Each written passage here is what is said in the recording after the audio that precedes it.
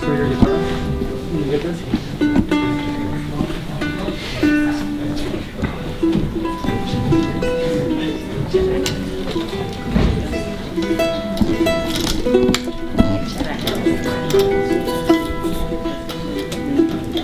My grandmother gave me a guitar when I was 5 years old. I had a teacher, but I was never really good at the academic side of music. I will pretend that I was reading a chart, and I wasn't reading it, I was playing by memory. But I had, I guess, a natural ability to play, because I started my career at 16 as an artist and as a producer. I produce our own records. Okay. I always was very interested in the concept of producing records, of turning a song into a record, which is an art form in itself.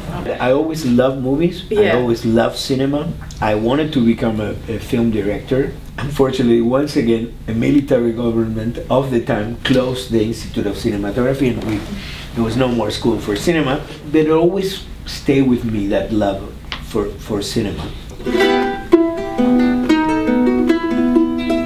How I was formed musically was the fact that I listened to all kinds of music. So at my home, you know, we will listen to obviously Argentinian music, like Argentinian folk and tango, but we will listen to a lot of different music, you know, music from the United States and music from Europe and classical music and jazz. I come from that generation in which, you know, coexist Che Guevara, the Beatles, you know, the Eastern philosophies coming to our world, experimentation with drugs. I really got at a very early age into rock and roll, into Elvis and Chuck Berry and Little Richard, and Los Teen Tops, which were a Mexican band that sang rock and roll, but in Spanish. So they still were playing Anglo music, but putting, you know, Mexican slang in the words and stuff, and that was already very attractive to me. And when the Beatles came to the scene, that was it. They really marked me forever. For me, they're like St. John, St. Paul, St. George, and St. Ringo. And then obviously Dylan is the next. But also in 1978, which is the year that I moved to the United States. So it was the time of the Pistols and the Ramones, and they really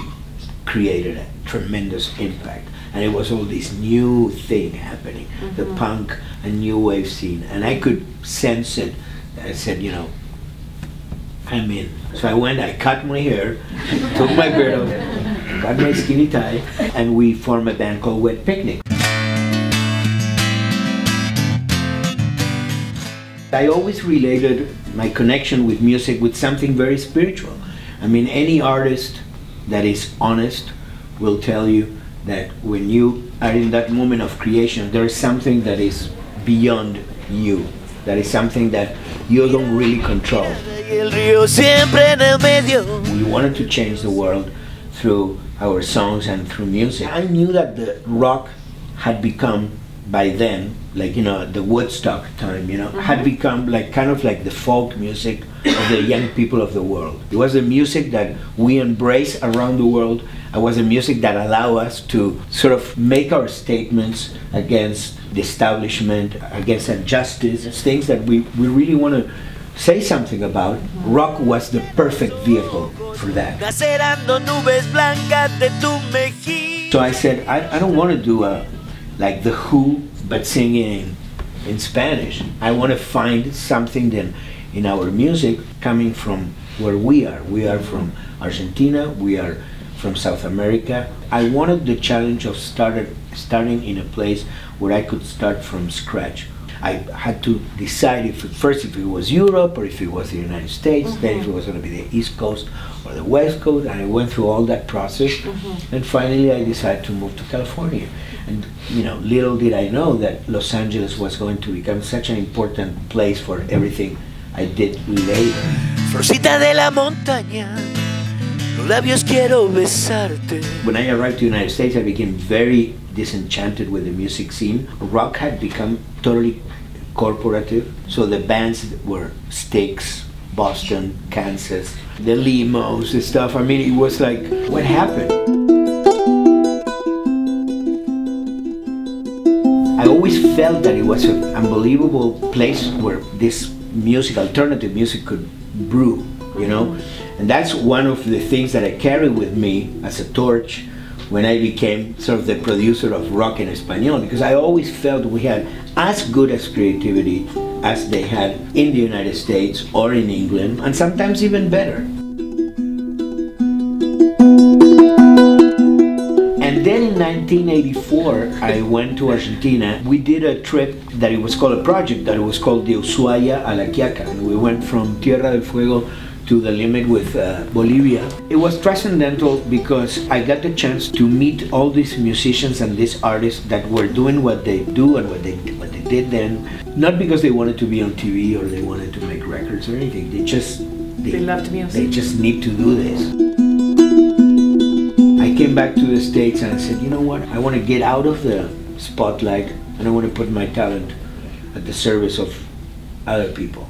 Right at the same time, you know, I got this connection with Mexico, and there was something really interesting happening in Mexico. And all these amazing new bands were coming out.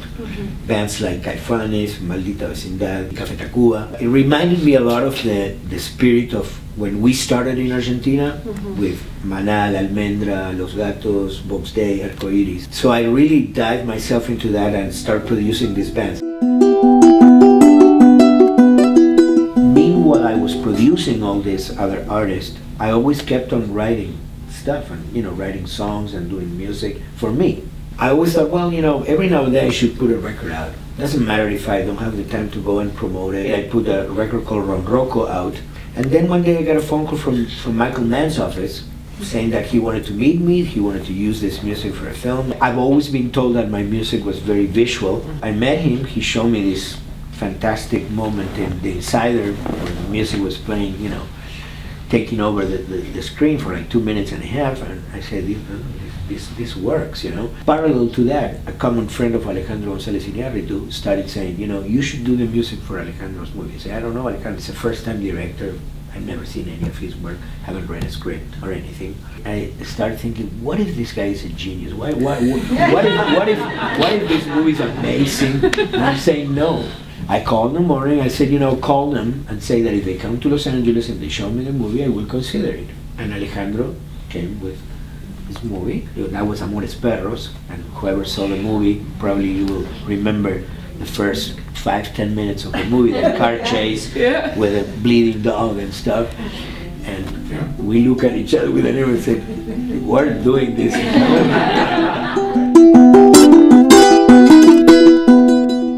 And then he said, you know, I have this friend that is doing a movie about Ernesto Guevara, you know.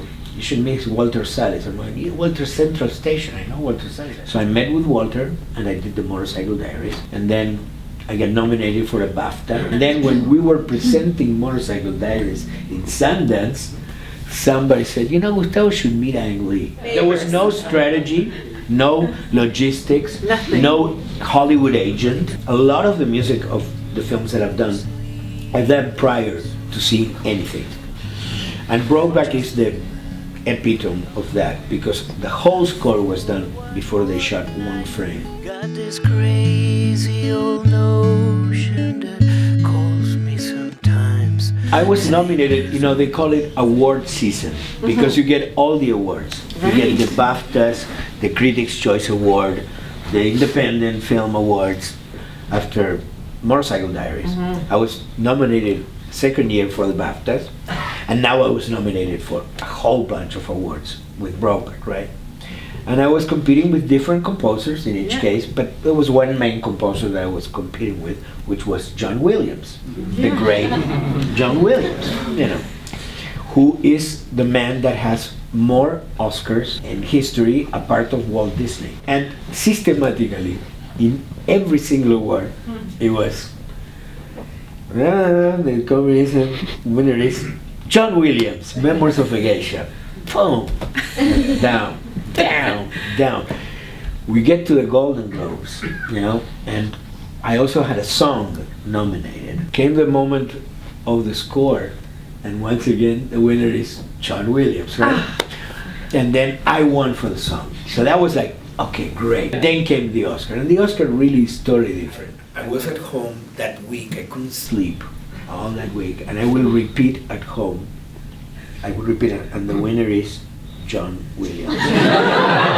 Sunday are the Oscars, you know, Yeah. and Friday something, and I said, you know, listen, this is like, you know, the World Cup, you know, soccer, you know, World Cup, or Yeah. fighting Muhammad Ali, you know.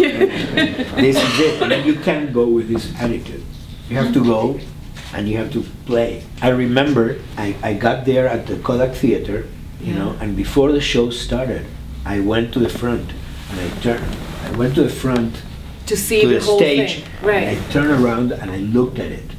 Because it had happened to me, because I've been doing this for many years, that sometimes you're at a place and they call you to the stage, and then suddenly you turn around and you see everything, and it kind of like, you know, throws you It's off, you know? overwhelming. Yeah. Center So I stage. went to the front, I looked at it, and I said, okay, I'm ready, you know? And sure enough, boom, you know, it happened. That I got nominated for the second time in a row, and that I won it. I still don't believe it. You know, I still don't believe it, you know? But it happened. 2 times in a row and this, like that. I thought, well, you know, there must be something in the music that is connecting